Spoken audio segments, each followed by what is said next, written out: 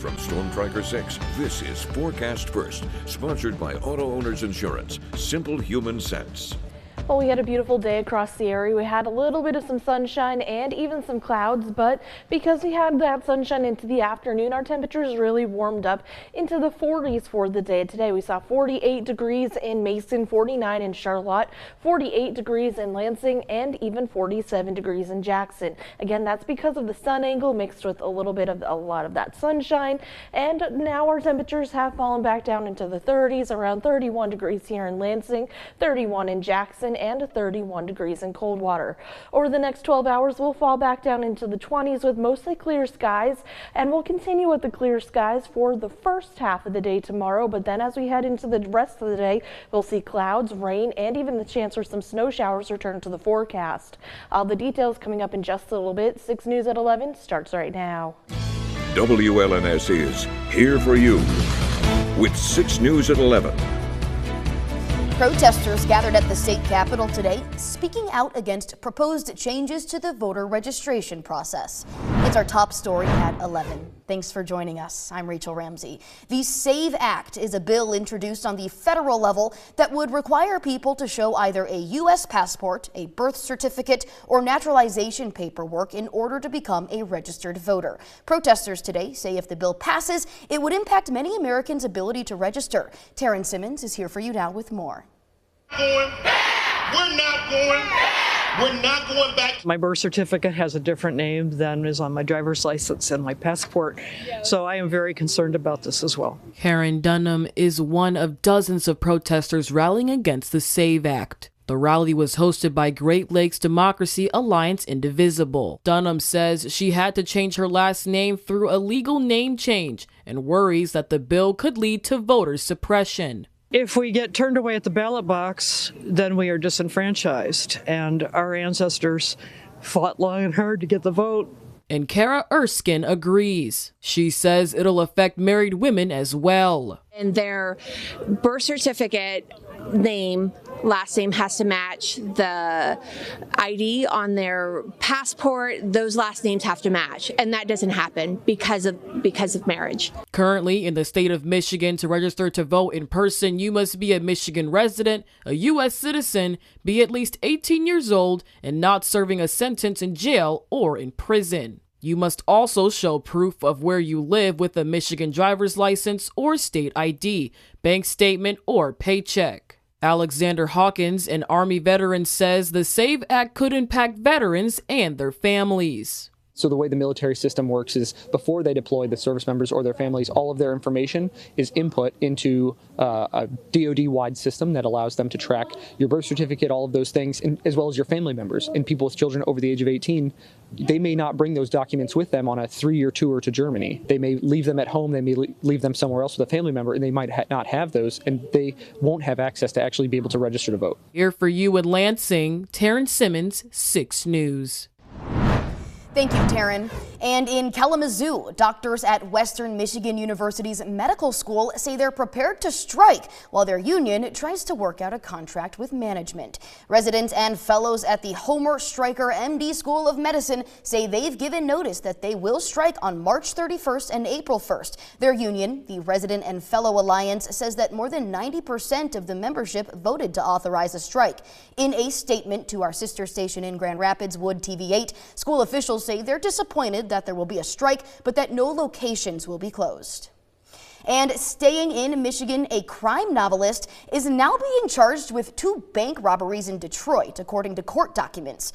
Prosecutors say 41-year-old Dorian Sykes matches the description of a person seen allegedly robbing 2 banks in March of last year. The suspect is accused of taking more than a combined $13,000. Sykes was charged earlier this month in the United States District Court for the Eastern District of Michigan.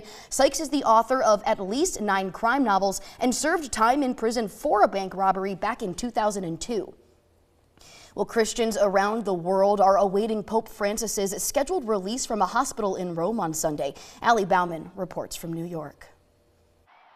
Pope Francis's doctors say he will be discharged from the hospital on Sunday. He spent nearly 40 days fighting double pneumonia. He was admitted on February 14th with bronchitis that grew worse. His doctors say Pope Francis will need at least 2 months of rest and rehabilitation after he returns to the Vatican. During his life-threatening illness, the 88-year-old Pope suffered several respiratory crises that put him in critical condition. The Holy Father, at the time of his admission to Gemelli Hospital, presented an acute respiratory failure. The Vatican press office says the Pope's situation stabilized over the past 2 weeks. He is no longer using a ventilation mask at night and is relying less on supplemental oxygen during the day. The Holy Father was never intubated, and he always remained alert and oriented.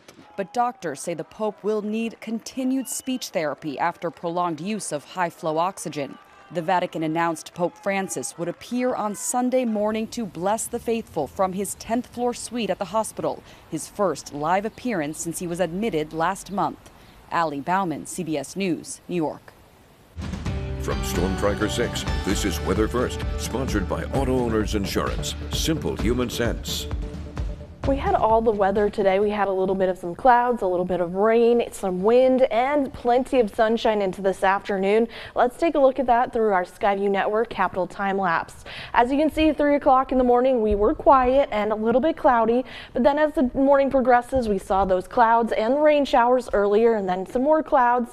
And I thought we were going to have a little bit more clouds into the afternoon, but we saw some clearing and plenty of sunshine. That sunshine, in fact, helped us warm up quite nicely for the day today. In fact, today we saw our temperatures into the 40s, 48 degrees in Lansing, 49 degrees in Charlotte, 48 in Mason, 47 in Jackson, and 46 degrees down in Hillsdale. Now, we also had a very gusty wind at times. We had 36-mile-per-hour winds in Lansing, 29-mile-per-hour winds in Howell, and even 32-mile-per-hour winds in Jackson. Now, that just added to the feel of the air, just helped us feel a little bit cooler for today overall. Now, over the next 12 hours, temperatures will continue to fall back down into the 20s, around 25 degrees by the early morning hours, with mostly clear skies. I think we'll stick with the clear skies as we head into tonight and even into early tomorrow morning, with temperatures right around 24 degrees. Now, as we head into the day tomorrow, that's when things really start to change. We'll see this high pressure system linger just a little bit, and then eventually it will continue to push to the east. The next thing that is in our forecast is going to be this system that's going to bring the chance for rain, snow, and even the chance for some wind back into the forecast. Let's track this for right now. We're going to see those temperatures remain a little bit mild for tomorrow as we head into the 40s, nowhere near average, which is right around 47 degrees. We're still going to stay in the 30s for the first half of the day, gradually warming into the 40s with that rain moving into the afternoon and evening.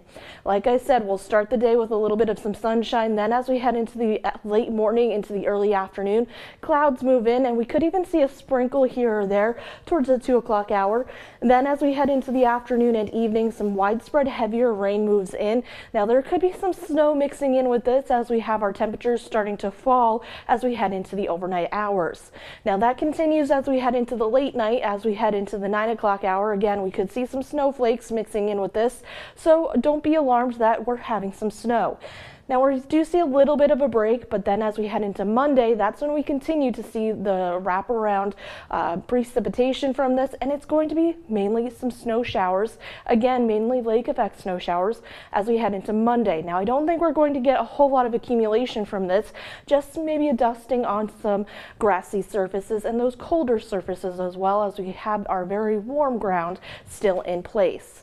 Now, our high temperatures are going to stay chilly as we head into the upcoming work week. We're only going to be in the 40s and 30s. And then as we head into the end of the week, that's when we see our warm up into the 50s. And yes, even into the 60s as we head into next weekend. Take a look at our 6-day forecast. We have those rain showers and even snow showers for tomorrow and Monday. And then as we head into Tuesday, we'll see some sunshine, and even into Wednesday, some sunshine as well. But then as we head into Thursday and Friday, we have the chance for some scattered showers moving back in, but those temperatures warming back up into the 60s and even into the 50s for next weekend. We're back into the 40s with mostly cloudy skies for the week after next, but hopefully we'll see the temperatures warming up into the upper 50s, possibly into the 60s for the weekend after next. Thank you, Kelsey. And we have a correction to report. An earlier 6 News broadcast gave an incorrect number of petition signatures that were turned into Congressman Tom Barrett's office in Lansing, urging the Republican to hold an in-person town hall. There were more than 1,800 signatures on the petition. We apologize for the error. And just